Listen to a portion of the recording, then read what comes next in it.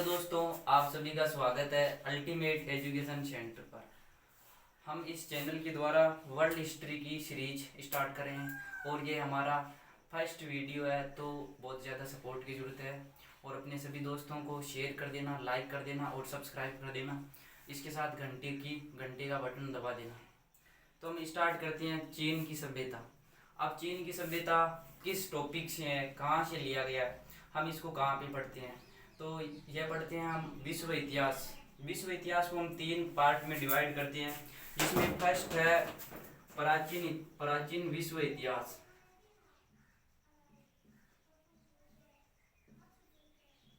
Second है मध्यकालीन इतिहास।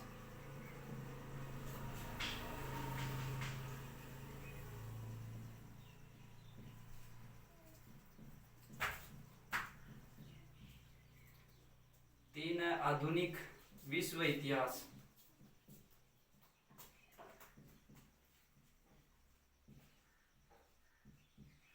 अब हम प्राचीन विश्व इतिहास को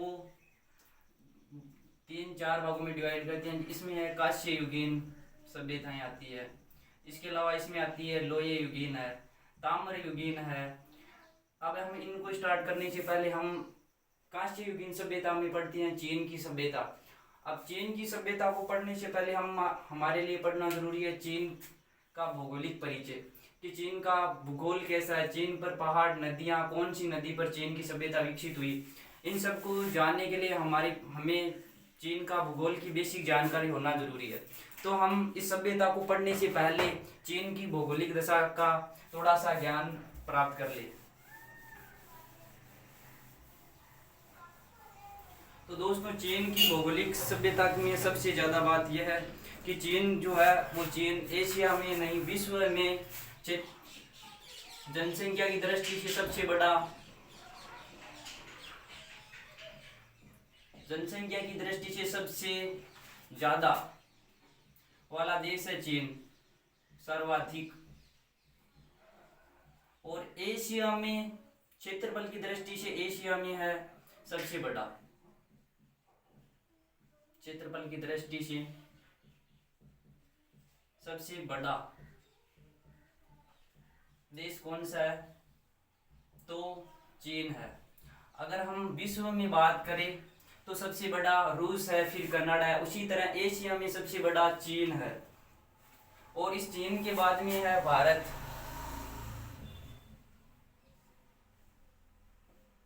और फिर है कजाकिस्तान।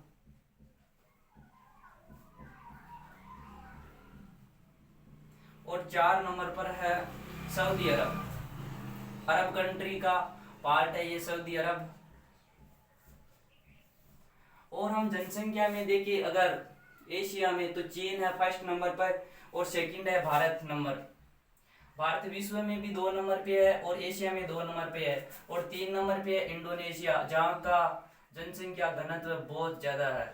ये सब दक्षिण एशिया की पार्ट है, जहाँ की भौगोलिक दिशा जनसंख्या के लिए बहुत ज्यादा उपयुक्त है। और 2 number Bharat, 3 number Indonesia, 4 number पे है पाकिस्तान और 5 नंबर पे है बांग्लादेश। बांग्लादेश छोटा सा देश है पर इसकी जनसंख्या बहुत ज्यादा है। अब हम बात करें जनसंख्या और क्षेत्रफल की, तो जनसंख्या और क्षेत्रफल ज्यादा है तो यहाँ के नगर है वो भी बहुत बड़े होंगे। तो जो एशिया का सबसे बड़ा नगर है वो है टोक्यो याकोहामा। टोक्यो याकोहामा है।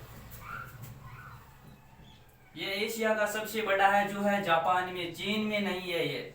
अगर बात करें क्षेत्रफल में सबसे बड़ा देश की तो वो चाइना है। अगर हम एशिया में सबसे बड़े नगर की बात करें तो वो है टोक्यो योकोहामा और वो है जापान में।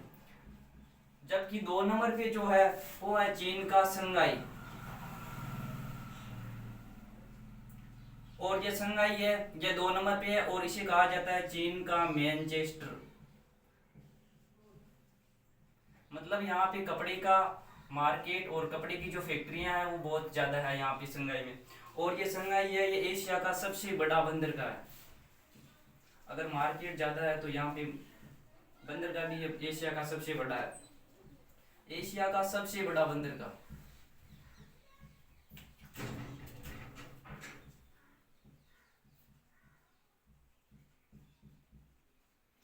अब ये बंदरगाह है तो ये किसी ना किसी नदी पर जरूर होगा, तो ये है यांगशी नदी पर। और यांगशी नदी की डिटेल हम जब चाइना की नदियों के बारे में पढ़ेंगे तब हम इसके बारे में फुल डिटेल में पढ़ेंगे। यांगशी नदी पर है ये एशिया का सबसे बड़ा बंदरगाह, संगाई बंदरगाह जो है, और इसकी लोकेशन है वो यहाँ कहीं पे है लगभग। अब हम यह सामान्य परिचय है, और इस परिचय के बाद में हम देखते हैं चाइना की मुख्य मुख्य जो कौन सी पर्वतमालाएं हैं। तो हम चीन की पर्वतमाला को पढ़ते हैं, फिर इनकी नदियों को, और फिर आर्थिक क्षेत्र में पढ़ेंगे हम। कोयले का उत्पादन है, पेट्रोलियम का उत्पादन है, और यहाँ पे कृषि की कैसी स्थिति है, चाय की, चावल की, ये सब ज़्यादा क्यों होती है और इसके क्या कारण है। यहाँ की जो मिट्टी है वो बहुत उपजाऊ है, उपजाऊ के साथ यहाँ पे सिंचित क्षेत्र है वो भी बहुत ज़्यादा है। इन सब को हम पढ़ने से पहले हम पढ़ते हैं पर्वतमालाएं। जो चीन में मुख्य मुख्य पर्वतमालाएं हैं उनका हम जिक्र कर लेते हैं। तो सबसे पहले हम करते हैं कुनलुन पर्वतमाला। कुनलुन श्रेणी है। कुनलुन श्रेणी कहाँ पे है? ये है तिब्बत के पठार के उत्तर में है। ये आप देख सकते हैं यहाँ पे है कुनलुन श्रेणी। कुनलुन श्रेणी का क्वेश्चन इस प्रकार से आएगा कि कुनलुन श्रेणी कौन सी महाद्वीप की श्रेणी है, या फिर निम्न में से कौन सी चाइना की नहीं है या चाइना की है। 3 अफ्रीका के दे देंगे, एक यहाँ पे एशिया या चीन की दे देंगे। तो इसमें सही और गलत का और मिलान वाला क्वेश्चन आने की ज्यादा संभावना है, जो बहुत ज्यादा स्टैटिक के रूप में पूछा जाता है। फर्स्ट है कुनलुन श्रेणी। इसकी सबसे ऊंची चोटी है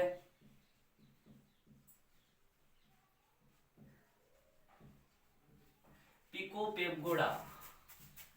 सबसे ऊंची चोटी है पिको पेगोडा। नाम भी अजीब है, चाइना की भाषा भी अजीब है। अब 2 नंबर पे है नानशान। बस इनका नाम याद रखना कि ये पर्वतमालाएं हैं या पर्वत श्रेणियां हैं। ये पर्वत श्रेणियां चाइना में है। ये है नानशान। अब यहाँ पे एक और है अतुलन शान। शायद शान का मतलब चाइना में श्रेणी से लिया गया है। अतुलन शान है, मध्य चाइना के लगभग है। और यहाँ पे एक स्टेट ये बन सकता है कि नानशान और अतुलन शान के बीच में कौन सी श्रेणी है। तो इन दोनों के बीच में श्रेणी है फेदम श्रेणी। आप वीडियो पर बने रहना। हम चीन की सभ्यता को पढ़ने से पहले भूगोलिक परिचय है वो पढ़ रहे हैं नॉर्मल, और यहाँ से भी क्वेश्चन पूछे जाते हैं। जो अभी पैटर्न चल रहा है एग्जाम पूछने का वो क्या है कि हिस्ट्री में जब नेट जेआरएफ करते हैं तो वहाँ पे हिस्ट्री से नहीं पूछकर जो हिस्ट्री का लिंक होता है ज्योग्राफी से, वो ज़्यादा पूछने की संभावना होती है। क्योंकि जो हिस्ट्री का स्टूडेंट होता है उसको ज्योग्राफी में दिक्कत होती है, और जो ज्योग्राफी का स्टूडेंट होता है उसे हिस्ट्री में दिक्कत होती है। इसीलिए हम हिस्ट्री और ज्योग्राफी को एक साथ पढ़ रहे हैं। इसके अलावा है एक तियनशान है, वो पश्चिमी चीन में है। तियनशान है वो पश्चिमी चीन में है। जो यहाँ पे है तियनशान। अब एक और है कि जो चाइना है, इस चाइना के जो ये उत्तर और पश्चिम वाला भाग है, यहाँ पे एक है जुगेरियन श्रेणी। ये कुछ चाइना के अंदर भी है और कुछ इधर वाली साइड भी है, मतलब चाइना के बाहर भी है। तो ये जुगेरियन श्रेणी है। ये श्रेणी यूरोप और एशिया है उनको जोड़ने का कार्य करती है जुगेरियन श्रेणी। चाइना को ये इधर मध्य यूरोप है वहां पर जोड़ती है। इसके उत्तर में है गोबी मरुस्थल, जो मंगोलिया वाला भाग है वहां पे है गोबी मरुस्थल। और इसके और उत्तर में है साइबेरिया का मैदान, जहाँ पर बर्फ होती है, बर्फबारी बहुत ज्यादा होती है। इसके अलावा हम देखते हैं तो चाइना के दक्षिण में हिमालय पर्वत श्रृंखला है, और हिमालय पर्वत श्रृंखला के जस्ट ऊपर में है तिब्बत का पठार, जहाँ से चीन की बहुत महत्वपूर्ण नदियां निकलती है। इसके अलावा हमारी जो भारत की ब्रह्मपुत्र नदी और सिंधु नदी है वो भी कहीं ना कहीं तिब्बत के पठार का ही भाग है। इसके अलावा यहाँ पे एक चीन का विशाल मैदान है। अब ये चीन का विशाल मैदान है, ये चीन की अर्थव्यवस्था में बहुत बड़ा योगदान करता है। इसके बारे में हम डिटेल में करेंगे कि ये कौन सी नदी पे है, इसका यहाँ पे कौन सी फसल सबसे ज्यादा होती है, इन सब का ये हम यहाँ पर देखेंगे। एक इधर है जापान सागर। अब जापान सागर है तो जापान सागर से नाम से पता चलता है कि इस साइड में जो चाहे जापान के जो द्वीप है वो द्वीप है, जैसे होन्शु, होक्काइडो, क्यूशू वो है। और यहाँ पे एक द्वीप है सकालीन द्वीप, जिस पर वो जो हमेशा विवादित रहता है जापान और रूस के मध्य में। जो 1904 और 5 में चाइना नहीं, जापान और रूस के मध्य जो युद्ध हुए थे वो यहीं पर सकालीन द्वीप और इन द्वीपों पर उपनिवेश और अधिकार को लेकर हुए थे। और ये ताइवान है जिसकी राजधानी है ताइपे। ये चाइना अपना उपनिवेश मानता है इस क्षेत्र में। और इधर जो है यहाँ पे लाओस, वियतनाम, कंबोडिया, और इधर इंडिया से जो जुड़ा हुआ है वो है बर्मा। यहाँ पे वो नदियाँ बहती है, मिकांग नदियाँ, और जो तिब्बत के पठार से निकल कर आने वाली नदियाँ इसी तरह साइड में आती है। अब ये हो गया। इसके बाद में एक चीन का बहुत स्टेटिक क्वेश्चन है, वो है मरुस्थल को लेकर। ये तकला भी लिखा हुआ मिलता है और टकला भी लिखा हुआ मिलता है। ये बहुत स्टेटिक क्वेश्चन बनता है कि टकला मरुस्थल और तकला मरुस्थल कहाँ पर है। तो ये है चीन में। और इस मरुस्थल में, यह मरुस्थल है वो शीत, एक जो क्वेश्चन बनता है टकला मरुस्थल या तकला मरुस्थल, ये दोनों नाम से मिलता है। ये तकला मरुस्थल है, ये चीन के पश्चिमी साइड में तियन शान और अतुलन शान के मध्य में पड़ता है, और ये जुगेरियन श्रेणी के दक्षिण में है। अब ये तकला मरुस्थल है, ये एक शीत मरुस्थल है।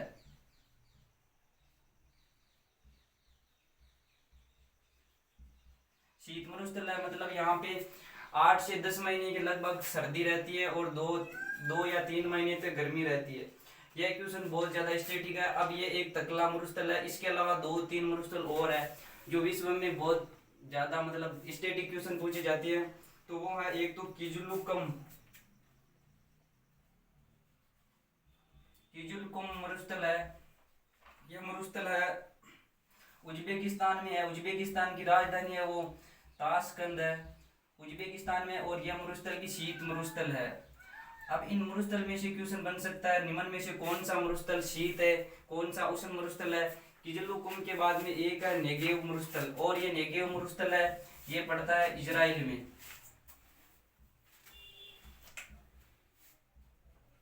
और यह मरुस्थल इजराइल में पड़ता है और ये भी शीत मरुस्थल है।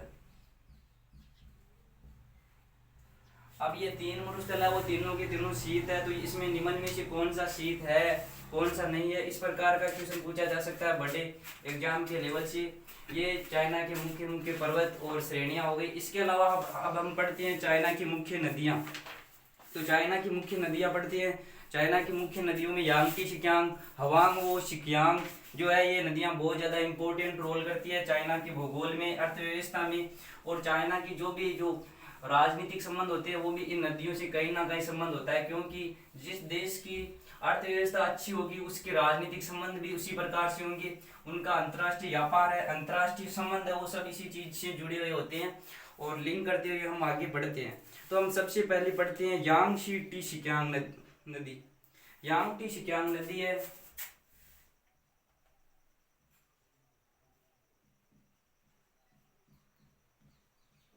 यांगटी शिक्यांग नदी।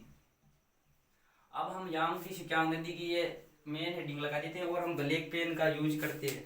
तो इसका उद्गम जो होता है वो तिब्बत के पठार से होता है। इसका उद्गम कहां से होता है? तिब्बत के पठार से होता है। तिब्बत के पठार से इसका उद्गम होता है। अब तिब्बत के पठार से उद्गम होने के बाद में ये इधर जो बहती है ये पूर्व की दिशा में, उत्तर पूर्व की दिशा में बहती है और ये जापान सागर के लगभग गिरती है। जापान सागर के पास यहाँ पे एक चीन का सागर भी है, यह इस चीन के सागर में गिरती है। और यह जो नदी है, एक तो क्या है इसका समापन, जो समापन है वो है चीन के सागर, यानी जो पीला सागर है उसके थोड़ा सा उत्तर में है, चीन के सागर में इसका समापन होता है। चीन के सागर में इसका होता है। और ये विश्व की चौथी सबसे लंबी नदी है, चौथी सबसे लंबी नदी, चौथी सबसे लंबी नदी। अब चौथी यह नदी है, तो इससे पहले 3 कौन सी नदियां हैं? तो सबसे पहली जो नदी है वो है नील नदी, जो अफ्रीका की नदी है, जो विक्टोरिया झील है वहां से निकलती है विक्टोरिया नील। और उसके बाद में है अमेजन और मिसिसिपी। यह जो अमेजन है ये दक्षिण अमेरिका की नदी है, और ये मिसिसिपी है ये हम उत्तरी अमेरिका में जब हम पढ़ेंगे 5 फिंगर लेक, मतलब 5 जिले हैं ना, वो सुपीरियर, हुरन, एरी, वहाँ पे हम मिसिसिपी नदी का लिंक करते हुए पढ़ेंगे। वो है उत्तरी अमेरिका महाद्वीप का। जब हम रीजनल जियोग्राफी और फिजिकल जियोग्राफी पढ़ेंगे तो वहाँ पर इसका बारे में डिटेल से पढ़ा जाएगा। तो ये नदी है, और ये जो नदी है यांगशी नदी, ये यांगशी नदी देखो एक बार कहाँ से होती है, तो ये देखो इस प्रकार से होती है।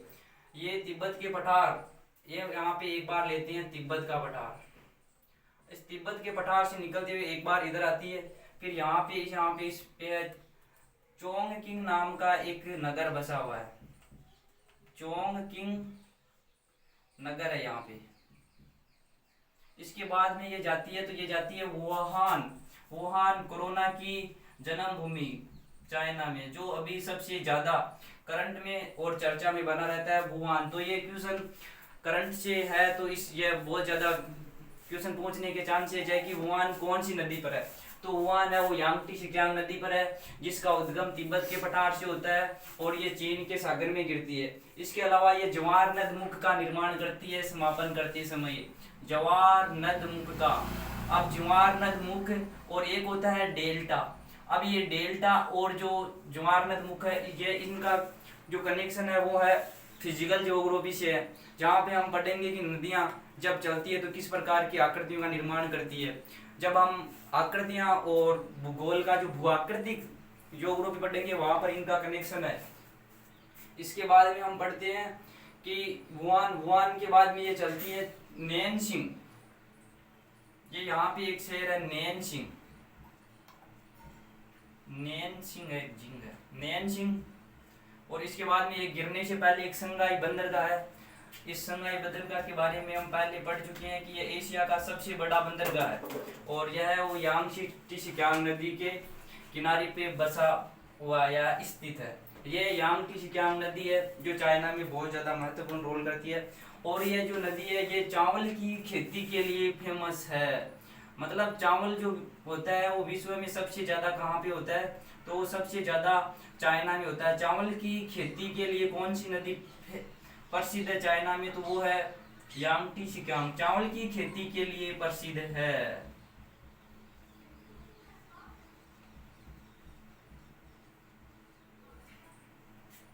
अब हम दूसरी नदी की ओर, दूसरी नदी को पढ़ते हैं। जो दूसरी नदी है वो नदी का ही हम टॉपिक पढ़ रहे हैं। उस नदी का नाम है हवांगवो नदी, और जो ये हवांगवो नदी है यही चीनी सभ्यता, यानी चीनी सभ्यता जो देन किसकी है, तो वो हवांगवो नदी की है।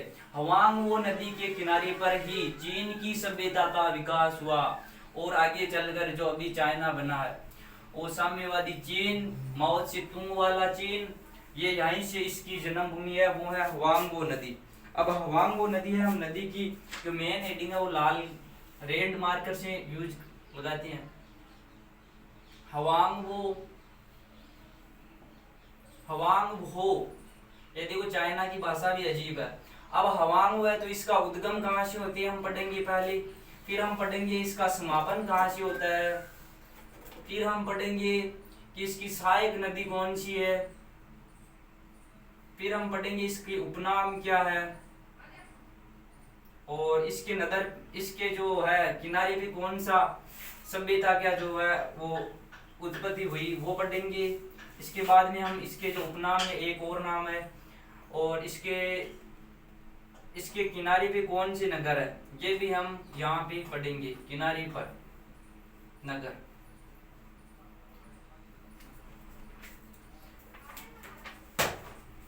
तो हवांगवो नदी है, इसका उद्गम होता है, यह उद्गम है ना बड़ा मतलब कंफ्यूज वाला है। यहाँ पे जो 2 झीलें बनी हुई है उन झीलों का नाम है ओरिंगनोर और सोरिंगनोर झील। ओरिंगनोर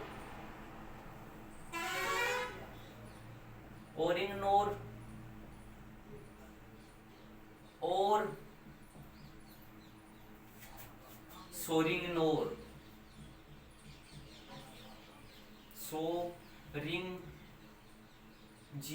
सोरिंग झील, अब यहाँ पे जो है जो कंफ्यूज है वो क्या है, यहाँ पे ओरिंगनोर और सोरिंग झील है। अब कई बुक में एक और लिखा हुआ है वो है कयुन लून पर्वत, कयुन लून पर्वत। अब यहाँ पे दोनों ही ऑप्शन में आपको मिल सकते हैं, कयुलून पर्वत भी मिल सकता है और ओरिंगनोर और सोरिंग झील भी मिल सकता है।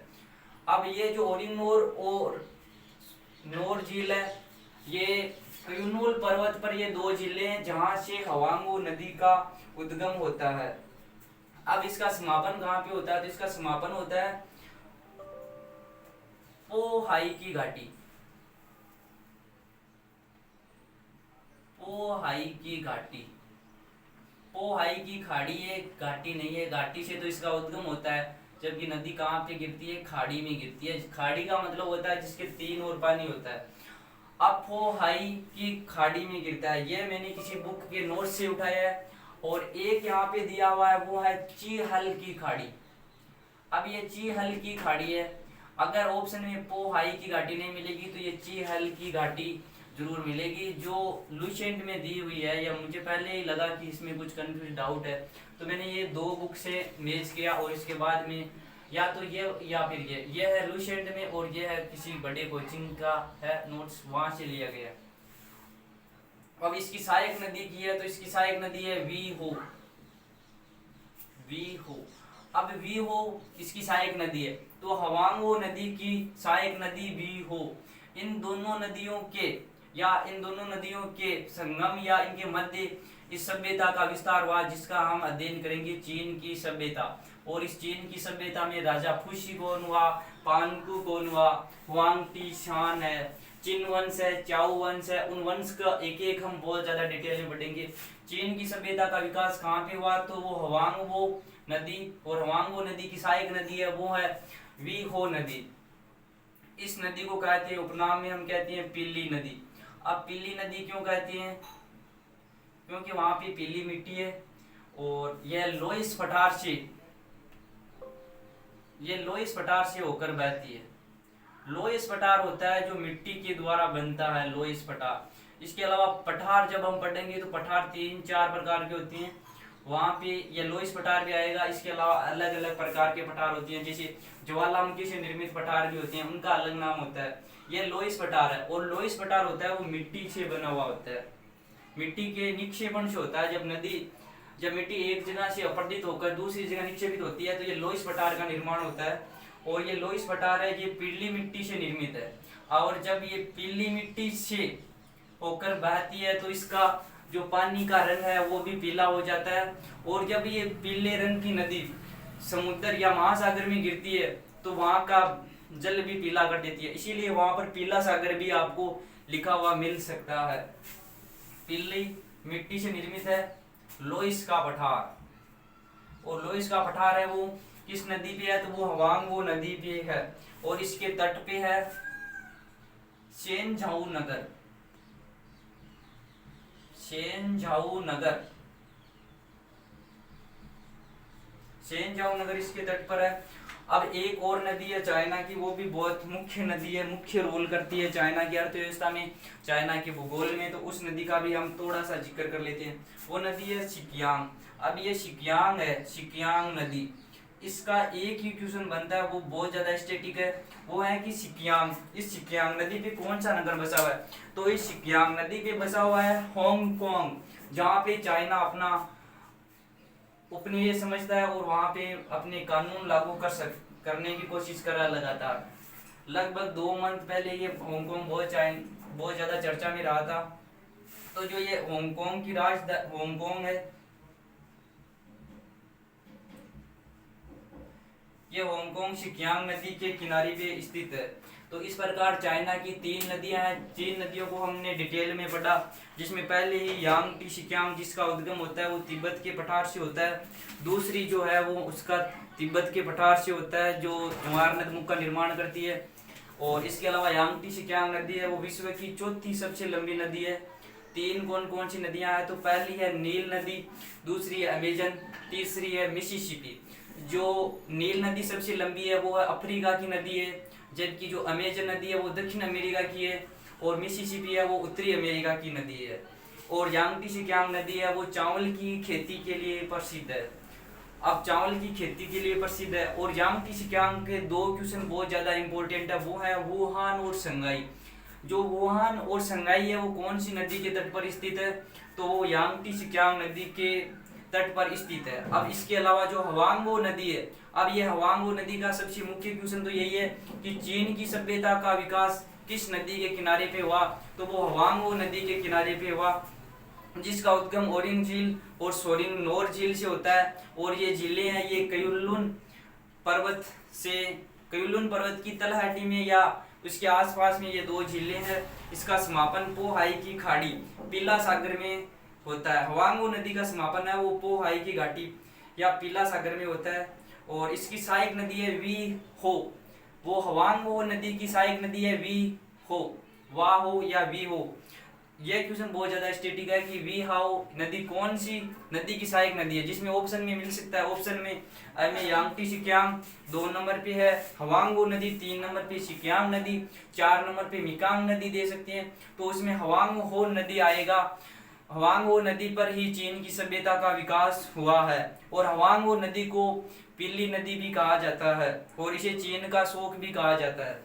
चीन का शोक इसीलिए कहा जाता है कि इस नदी के द्वारा चाइना में बार बार बाढ़ आती है, इसीलिए इसे चीन का शोक कहते हैं। और इसे पीली नदी इसीलिए कहा जाता है कि जो लोइस का पठार है, ये जब बहती है तो इसके बहाव में लोइस का पठार आता है। जो लोइस का पठार है वो पीली मिट्टी से निर्मित है, और जब ये लोइस के पठार से बहती है तो इसका जल का रंग है वो पीला हो जाता है, इसीलिए इसे पीली नदी कहते हैं। और जब ये नदी महासागर में मिलती है तो वहाँ का जल भी पीला कर देती है, इसीलिए जहाँ पे ये गिरती है वहाँ पे पीला सागर नाम से वो समुद्र का क्षेत्र है, वहाँ पे उसको नाम दिया गया है पीला सागर।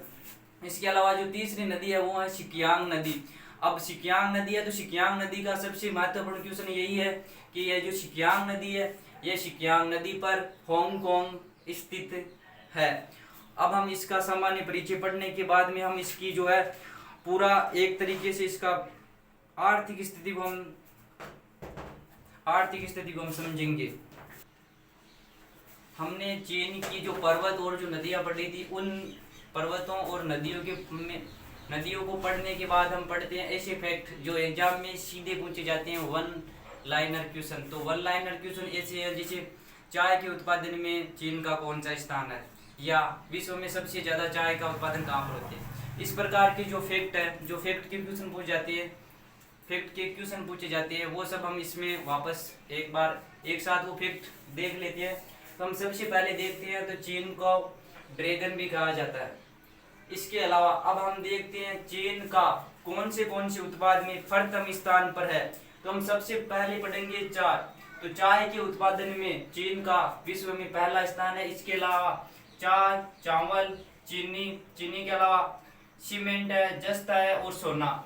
इसके अलावा सब्जियों के उत्पादन में चीन का प्रथम स्थान है।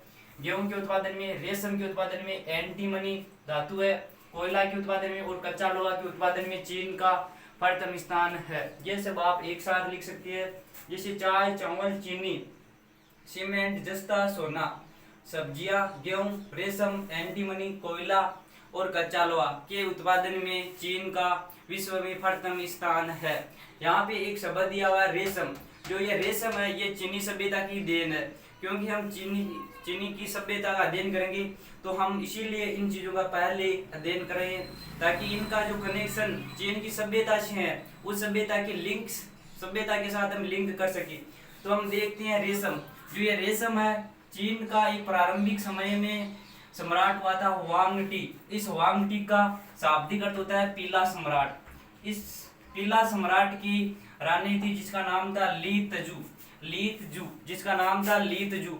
कहा जाता है कि लीतजू ने सबसे पहले रेशम के कीड़ों का पालन करना सिखाया था। रेशम के कीड़ों का पालन सर्वप्रथम किसने किया, तो वो थी हुआंग-टी की रानी लीतजू। यह क्वेश्चन बहुत बार पूछा जाता है कि रेशम का आविष्कार किस शासक के समय पर हुआ था, तो वो था हुआंग-टी जिसकी रानी थी लीतजू, और उसने रेशम के कीड़े का सर्वप्रथम पालन किया। इसके अलावा चांदी है। अब चांदी का एशिया का सबसे बड़ा उत्पादक, मतलब एशिया का सबसे बड़ा उत्पादक है, ना कि विश्व का सबसे बड़ा उत्पादक है। तो चांदी के उत्पादन में चाइना 1 नंबर पे है। इसके अलावा रेड बेसिन, जो चीन का बगीचा कहा जाता है, तो चीन का बगीचा किसे कहा जाता है, तो वो रेड का बेसिन है। इसके अलावा है जेचुआन बेसिन। जेचुआन बेसिन है, ये चीन का सबसे उपजाऊ भाग है और गेहूं के उत्पादन में जो चाइना का प्रथम स्थान है वो इस जेचुआन बेसिन की देन है, क्योंकि ये जेचुआन बेसिन है, ये चीन का सबसे उपजाऊ भाग है और इस जेचुआन बेसिन है, ये गेहूं की खेती के लिए प्रसिद्ध है। इन फैक्ट के अलावा कुछ फैक्ट और है जिनको हम आगे देन करते हैं।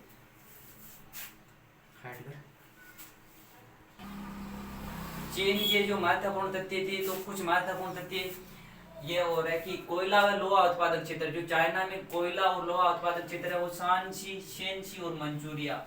जो शांसी, शेंसी, मंचूरिया क्षेत्र है, यहाँ पे कोयला और लोहा उत्पादक दोनों साथ में मिलते हैं, इसीलिए यहाँ पर इस्पात उद्योग का विकास हुआ है मंचूरिया औद्योगिक प्रदेश में। जब हम औद्योगिक प्रदेश पढ़ेंगे चाइना का, तो वहाँ पे मंचूरिया औद्योगिक प्रदेश, वहाँ पे इस्पात का कार्य मुख्य रूप से किया जाएगा। एक है सिक्वांग शान है, ये संसार की सबसे बड़ी एंटीमनी की खान है। एंटीमनी जो है वो चाइना में सबसे ज्यादा होता है विश्व में, ये हम पहले पढ़ चुके हैं। और इस एंटीमनी की जो संसार की सबसे बड़ी खान है वो सिक्वांग शान है, जो चाइना में स्थित है। इसके अलावा चाइना का मुख्य पशु है वो है पांडा। पांडा है, ये पांडा विलुप्त होने की कगार पर है। जब चाइना में जो ओलंपिक खेल होते हैं तो वहाँ का जो लोगो होता है तो ये पांडा ही होता है, कभी हंसता हुआ पांडा, कभी कुछ और पांडा, कभी ड्वेंग, इस प्रकार से पांडा वहाँ का ये जो है मुख्य पशु है। इसके अलावा भाषा, तो चाइना की मुख्य भाषा मंदारिन भाषा है और जाति है वो हान जाति है चाइना की मुख्य रूप से। चाइना की मुद्रा है युआन और शेनयांग है, इसे चीन का पिट्सबर्ग कहा जाता है। इसके अलावा अब चाइना के इम्पोर्टेंट फैक्ट में कुछ बचे हैं औद्योगिक प्रदेश। तो जो चाइना के औद्योगिक प्रदेश है उनमें 3 या 4 औद्योगिक प्रदेश है, वो है मंचूरिया औद्योगिक प्रदेश। अब ये मंचूरिया औद्योगिक प्रदेश है, ये इस्पात उद्योग के लिए फेमस है। सेकंड है यांगटी शिक्यांग औद्योगिक प्रदेश। ये यांगटी शिक्यांग औद्योगिक प्रदेश है, ये वस्त्र उत्पादन और जो इस्पात है उन दोनों के लिए है औद्योगिक प्रदेश यांगटी शिक्यांग। इसके अलावा तीसरा है कैंटन औद्योगिक प्रदेश। ये कैंटन औद्योगिक प्रदेश है, जो ये कैंटन है, इस कैंटन को जिसने बनाया था या इसका जो नक्शा बनाया था, जब हम विश्व इतिहास पढ़ेंगे उपनिवेशवाद, औद्योगिक क्रांति के बाद में एक टॉपिक आएगा उपनिवेशवाद। उपनिवेशवाद में हम पढ़ेंगे कि जो यूरोप की शक्तियां थी वो विश्व के अलग अलग भागों में अपना उपनिवेश जमा रही थी, तब उस टाइम में उपनिवेश था ये कैंटेन, और कैंटेन की उस टाइम स्थापना की थी। जो पुर्तगाल, जर्मनी, इंग्लैंड, वो सब जो औपनिवेशिक शक्तियां थी, पुर्तगाल के एक इंजीनियर ने इस कैंटेन का मैप बनाया था। कैंटन औद्योगिक प्रदेश है, यहाँ पे होता है दक्षिण चीन का सबसे बड़ा बंदरगाह। ये कैंटेन है, ये दक्षिण चीन का सबसे बड़ा बंदरगाह है, दक्षिणी चीन का सबसे बड़ा बंदरगाह है। इसके अलावा एक है वुशिंग, ये इंपॉर्टेंट है बहुत ज्यादा। वुशिंग है, ये संसार की सबसे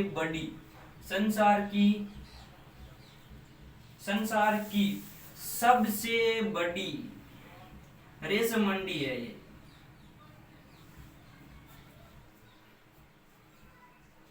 और जो रेशम का जो आविष्कार हुआ था वो चाइना में हुआ था। हुआंग टी की रानी लितजू ने दुनिया को जो रेशम के कीड़े पालने वो सर्वप्रथम सिखाया था। ये हमारा फर्स्ट लेक्चर है। इस लेक्चर में हमने चाइना की जो भौगोलिक स्थिति थी उसका वर्णन किया, उसके बारे में हमने जानकारी ली। अब इस भौगोलिक क्षेत्र है, इस भौगोलिक क्षेत्र में यहाँ पे हम पूरे पढ़ने के बाद हम पाते हैं कि चाइना की जो स्थिति है आर्थिक रूप से, जैसे खनिज की दृष्टि से चाइना है वो समृद्धशाली है, इसके अलावा आत्मनिर्भर है खनिज की दृष्टि से, इसके अलावा खेती की दृष्टि से। इस प्रकार जो चाइना की जो आर्थिक स्थिति है वो बहुत अच्छी है, इसके आर्थिक स्थिति अच्छी है। और आर्थिक स्थिति के साथ साथ यहाँ पर नदियाँ और पर्वत है, जिसकी वजह से यहाँ पे जो उपजाऊ मृदा है उपजाऊ मृदा की वजह से यहाँ पर चीन की सभ्यता विकसित हुई वो हवांगो नदी पर हुई थी। अब इन सब का प्रभाव ये पड़ता है कि जो चाइना के लोग हैं इन सब की वजह से वो क्या है कि आत्मनिर्भर है, और आत्मनिर्भर होने की वजह से उनका जो स्वभाव है वो गर्वीला है, घमंडी स्वभाव है। इसीलिए वो अपने आप को चुंगकवो, क्या चुंगकवो, चुंगकवो को मतलब होता है मध्य राज्य, चुंगकवो मध्य राज्य। अब चुंगकवो मध्य राज्य का मतलब है वो अपने आप में आत्मनिर्भर होने के कारण अपने को बर्बर और असभ्य जातियों के द्वारा घिरा हुआ राज्य समझते हैं। चुंगकवो क्योंकि उनका जो है बाहरी दुनिया से, बाहरी जातियां हैं उनसे उनका मेल मिलाप या उनका कोई कनेक्शन ज्यादा नहीं रहा, इसीलिए वो अपने आप को चुंगकवो मध्य राज्य। किसके मध्य राज्य? तो वो है बर्बर जातियां और असभ्य जातियां उनको उनके मध्य स्थित राज्य मानती है। इसके अलावा चुंग हुआ, अब चुंग हुआ है, चुंग हुआ ये सब चाइनीज भाषा के वर्ड है। चुंग हुआ का मतलब होता है दुनिया के मध्य स्थित फूल, दुनिया के मध्य स्थित फूल। चुंग हुआ मध्य, दुनिया के मध्य स्थित फूल मतलब वो अपनी तुलना है वो दुनिया में बर्बर जातियों का मानती है और उनके मध्य में क्या है? फूल। चुंग हुआ मध्य स्थित फूल। इसके अलावा चुंगकवो, चुंग हुआ और इसके अलावा एक शब्द है तिएनशिया, तिएनशिया, तिएनशिया। तिएनशिया नाम की एक वहां पर पर्वत भी है तियानशान, और जो तियानशान शिया है इसका शाब्दिक अर्थ होता है स्वर्ग के नीचे स्थित राज्य, स्वर्ग के नीचे स्थित राज्य, स्वर्ग के नीचे स्थित राज्य। अब जो ये तीन शब्द है चुंगकवो, तियानशिया और चुंग हुआ, ये उनकी आर्थिक स्थिति तो उनकी अच्छी है, समर्थशाली है, जबकि उनका जो मानसिक क्षेत्र है, जो बौद्धिक लेवल है, इन शब्दों से उनका बौद्धिक लेवल है वो कम समझा जाता है, क्योंकि उनका जो मेल मिलाप हुआ अन्य जातियों से उनका मेल मिलाप नहीं हुआ, इसीलिए वो अपने आप को चुंगकवो यानी मध्य राज्य, किसके मध्य राज्य? बर्बर और असभ्य जातियों का। इसके अलावा चुंग हुआ, चुंग हुआ का मतलब होता है दुनिया की मध्य स्थित फूल। और तीसरा है वो है तिएनशिया, जिसका मतलब होता है स्वर्ग के नीचे स्थित राज्य। इस प्रकार ये तीन शब्द वो अपने आप को सबसे श्रेष्ठ समझते हैं, और इसीलिए उनका जो स्वभाव है वो घमंडी है। ये घमंडी स्वभाव की वजह से और उनका जो इस प्रकार की भौगोलिक क्षेत्र है, इनका प्रभाव है वो उनके मानसिक लेवल पर, बौद्धिक लेवल पर पड़ते हैं, बौद्धिक लेवल पर पड़ता है, तभी मतलब वो दुनिया के हर क्षेत्र में अपना प्रभाव स्थापित करना चाहते हैं और अपने को दुनिया की अन्य जातियों से श्रेष्ठ समझते हैं। अब चाइना में जो किस प्रकार की अनुश्रुतियाँ चलती है कि चाइना में अलग अलग तरीके से चलती है, जैसे भारत में चलती है कि दुनिया की उत्पत्ति ब्रह्मा जी से हुई थी, उसी प्रकार से चाइना में प्रारंभ में पान को आया, उसके बाद में फुशी आया, हुआंगटी आया, चीन वंश आया, चाउ वंश आया, हान वंश आया। वो चीन की सभ्यता में हम पढ़ेंगे बहुत ज़्यादा डिटेल में, वहाँ से हम स्टार्ट करेंगे चाइना की सभ्यता, और फिर आगे हम पढ़ेंगे कि चीन की सभ्यता में किस प्रकार इन वंश रहा। इसके बाद में हम इनका संबंध प्रथम विश्व युद्ध, द्वितीय विश्व युद्ध, उपनिवेशवाद, सनायत सेन से, माओ से, तुंग से, और जो अभी चल रहा है वहाँ तक हम इसका अध्ययन करेंगे। जो यूपीएससी जो एग्जाम करवाती है मेंस लेवल का, उस लेवल तक का हम इस पर यहाँ पे समझाएंगे। थोड़ा टाइम ज़्यादा लगेगा और लेक्चर का जो टाइम है वो भी ज़्यादा हो रहा है।